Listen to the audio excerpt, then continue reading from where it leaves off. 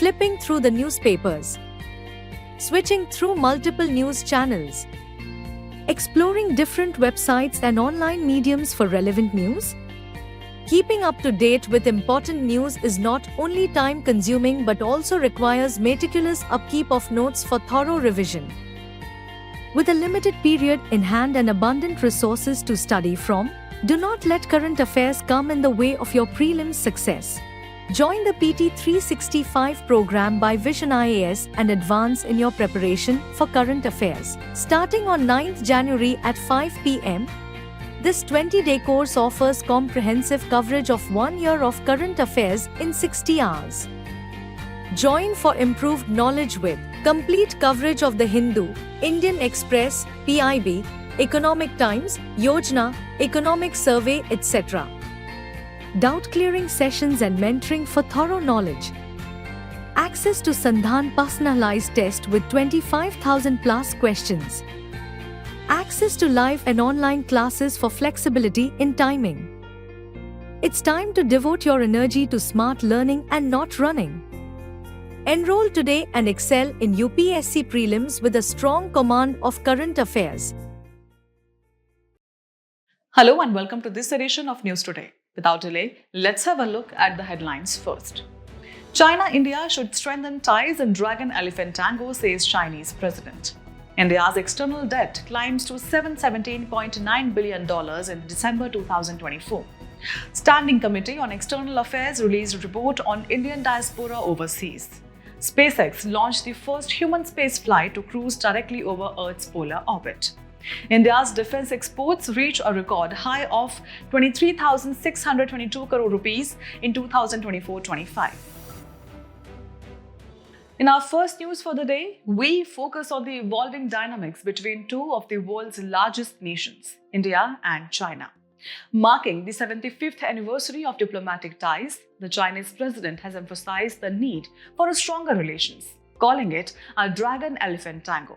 He highlighted that both nations are ancient civilizations, major developing countries and key members of the global south, underscoring the significance of stable ties. However, India-China relations have long been shaped by key issues, starting with an unsettled border along the 3,488-kilometer line of actual control or LAC. The absence of a mutual agreement has led to military clashes, raising tensions between the two nations. Geopolitical rivalry is another major factor, with India perceiving China's Belt and Road Initiative or BRI, particularly the China-Pakistan Economic Corridor or CPEC, passing through disputed Kashmir as a strategic threat. Economic imbalance also remains a challenge as India continues to rely heavily on Chinese imports, with the trade deficit reaching $85.1 billion in FY 2024. Further complicating matters, China's military and economic support to Pakistan continues to add to India's security concerns. Moving forward, the path to improving relations lies in addressing these issues through diplomatic mechanisms. Early resolution of border disputes through forums like border personnel meetings and the Working Mechanism for Consultation and Coordination or WMCC is crucial. Strengthening economic interdependence through balanced trade and investment can also bring stability. Experts suggest that a durable foundation for rebuilding ties should be based on mutual respect, mutual sensitivity, and mutual interest. The significance of stable India-China relations extends beyond bilateral concerns. Economically, it can boost prosperity for nearly one-third of the world's population, with over $100 billion in trade aiding key industries and stabilizing global supply chains. Geopolitically, as nuclear neighbors, both nations have a role in preventing rivalry, boosting cooperation in global institutions like the UN and WTO, and strengthening international governance. Energy and water security also plays a vital role, as collaboration can enhance energy cooperation, encourage technology sharing, and ensure fair use of the Brahmaputra River's water resources. Furthermore, stability in the region remains critical, as stronger ties can curb border clashes such as the Galwan 2020 conflict, limit regional tensions, and enhance anti-terrorism efforts. As these two Asian giants navigate their complex relationship, the world watches closely, The future of India-China ties will not only shape regional stability but also influence global economic and geopolitical landscapes. India's external debt has climbed to a significant $717.9 billion as of December 2024. This marks a 10.7% rise compared to December 2023. But what's driving this increase? Let's break it down. According to the Finance Ministry's quarterly external debt report, this rise is mainly due to the valuation effect, a result of the US dollar appreciating against the Indian rupee. Now let's take a closer look at some key highlights from the report. First, the external debt to GDP ratio saw a slight increase, moving from 19.0% in September 2024 to 19.1% in December 2024. While this change is marginal, it reflects the broader economic impact of rising debt levels. Next, talking about the composition of this debt. US dollar denominated debt and loans continue to form the largest component. This underscores India's dependence on foreign currencies borrowings. On the brighter side, debt service payments, which include principal repayments and interest, declined by 0.1% between September and December 2024. This indicates a slight relief in the repayment burden. Looking at long-term and short-term debt, the report notes that long-term debt recorded a marginal increase, while short-term debt saw a slight decline. This suggests a shift towards more stable borrowing patterns. But what exactly is external debt? Simply put, it refers to the money borrowed from the foreign sources, whether by the central government or private corporations through external commercial borrowings. These borrowings are predominantly in foreign currencies like the US dollar or special drawing rights or SDRs.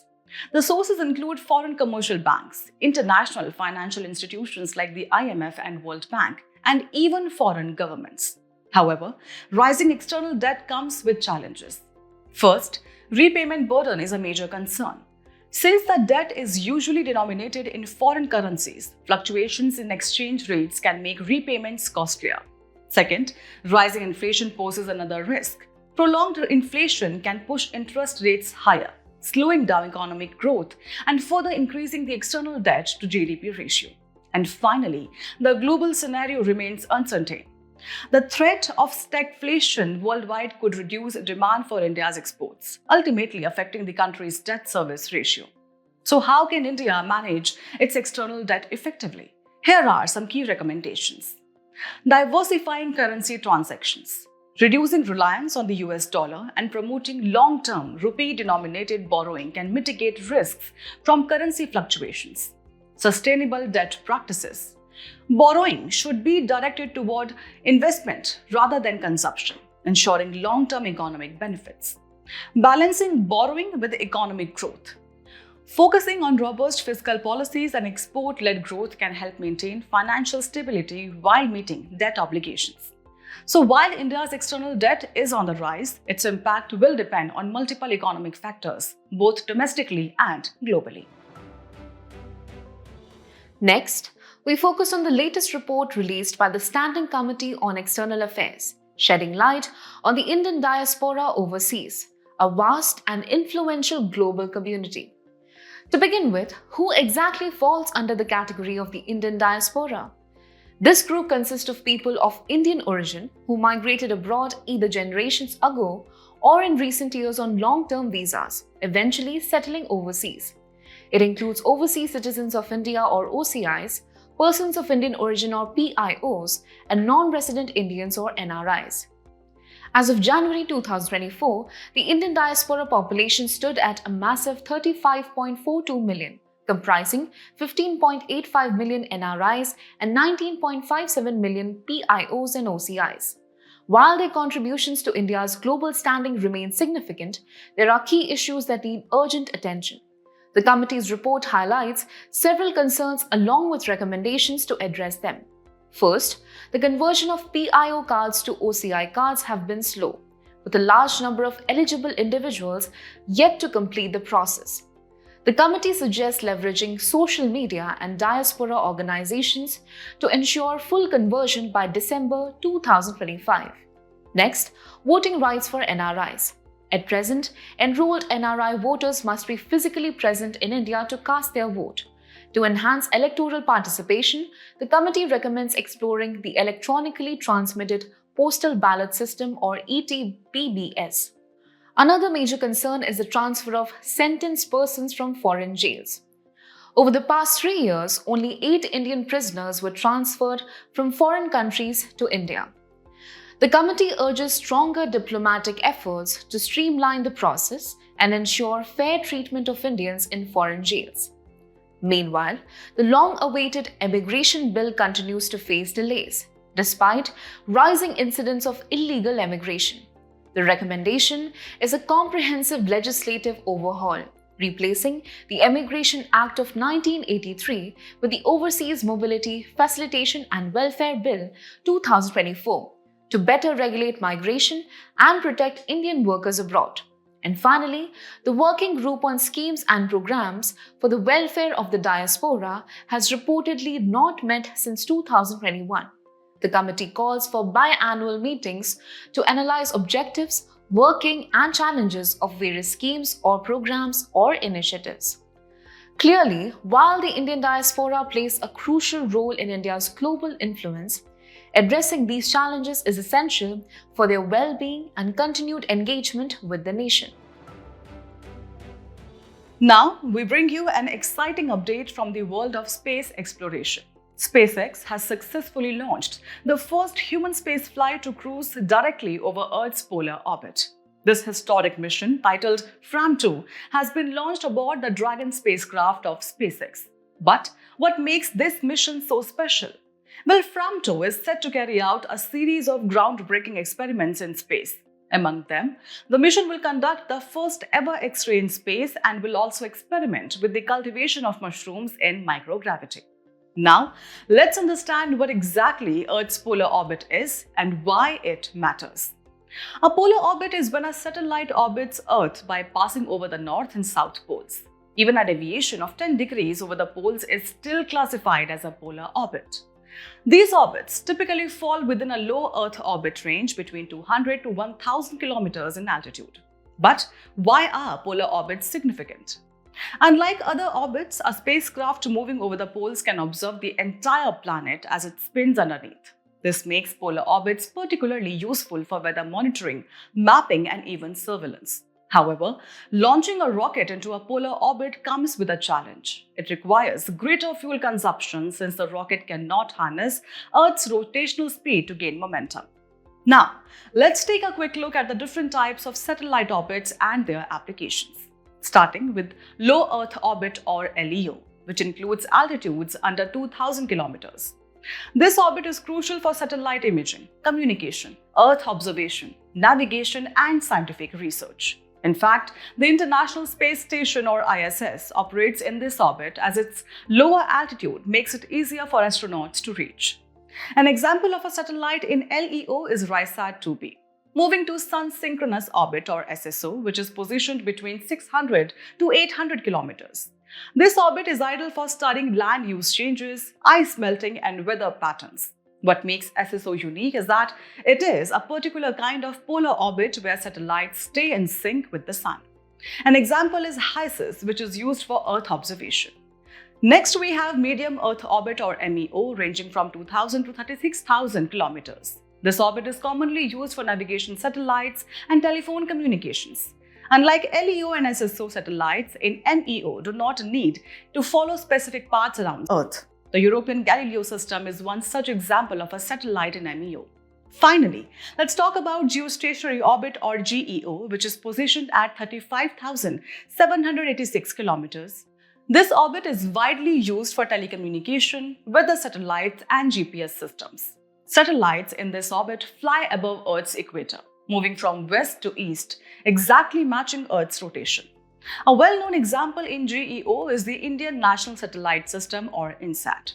So, with the launch of FRAM-2, SpaceX has taken another big step forward in space exploration. As the mission unfolds, we look forward to the exciting discoveries that lie ahead. Now, we bring you a significant milestone in India's defense sector, a record-breaking achievement in defense exports. India's defense exports have soared to an all-time high of 23,622 crore rupees in 2024-25, reflecting an impressive 12.04% growth over the previous year. This remarkable progress underscores the increasing global acceptance of Indian defense products and their integration into the international supply chain. So why is this surge in defense exports so crucial? Let's break it down. First, promoting indigenous defense production has been a key objective. Between 2014-15 and 2023-24, India witnessed a 174% rise in defense production, pushing the country towards greater self-reliance. With an ambitious target of 3 lakh crore rupees in defense production and 50,000 crore rupees in exports by 2029, this latest growth is a step in the right direction. Moreover, India is increasingly catering to global demand. In 2024-25, 92% of the defense contracts signed by the Ministry of Defense were awarded to the domestic industry, showcasing India's growing capability on the world stage.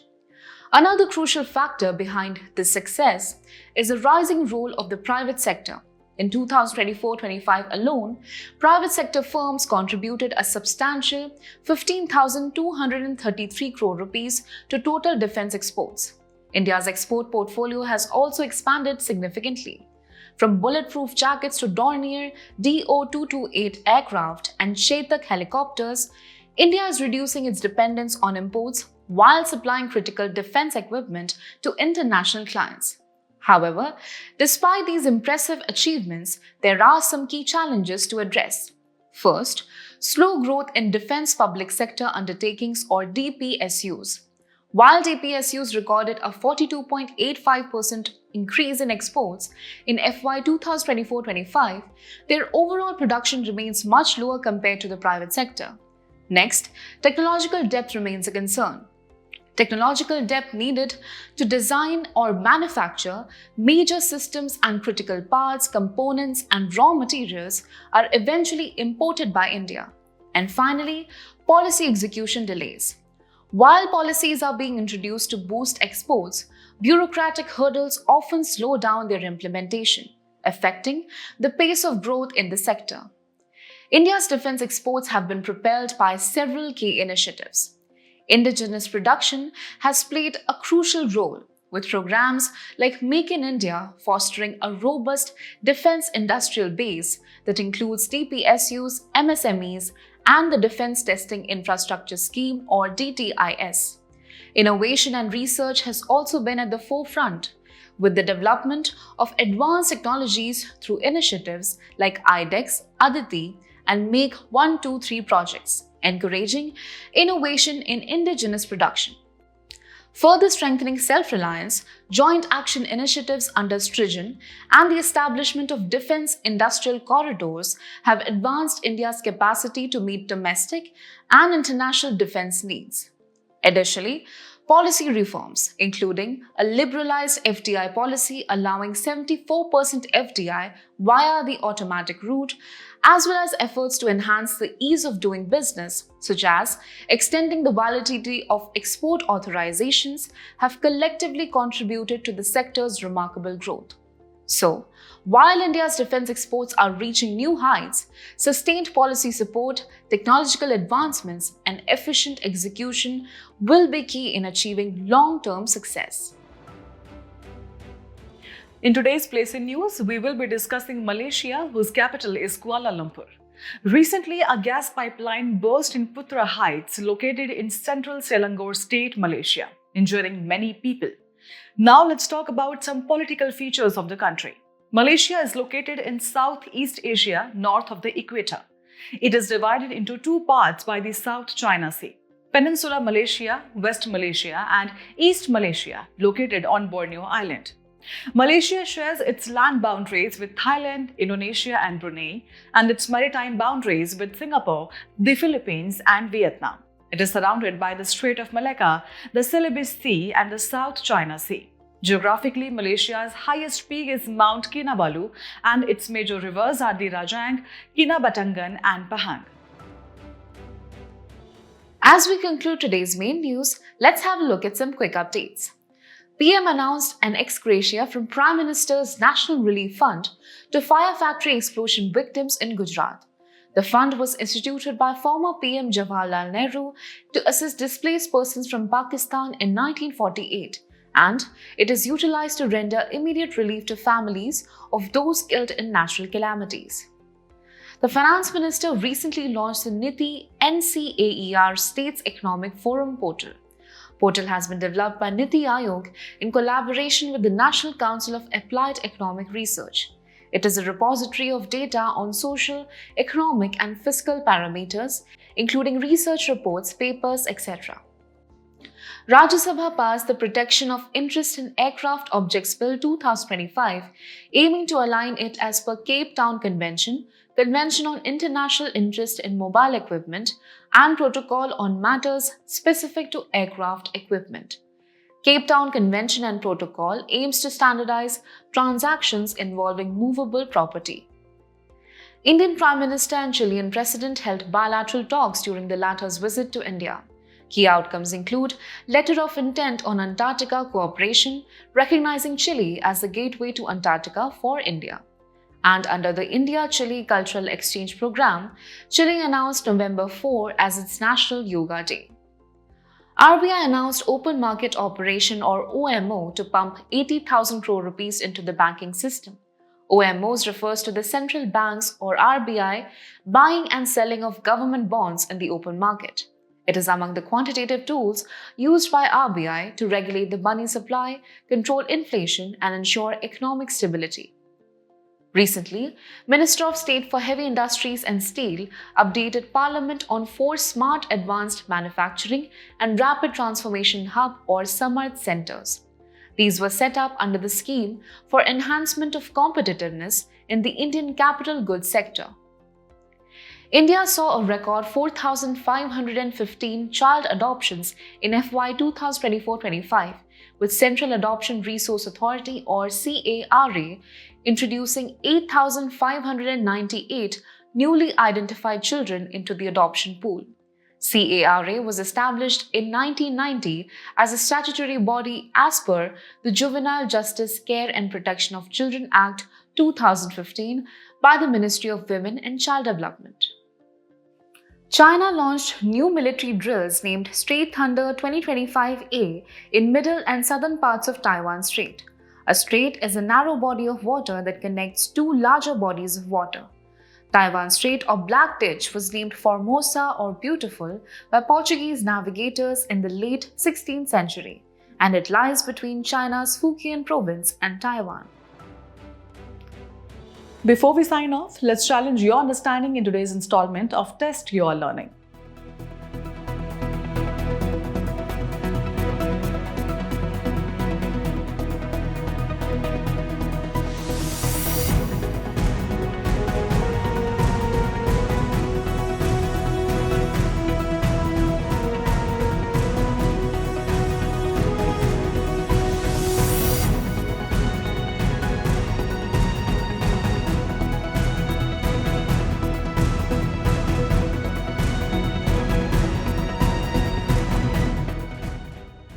Thank you for joining us. We hope you found this episode of News Today engaging. For the solutions to the quiz and to access the PDF version of News Today, remember to visit the provided links in the description below.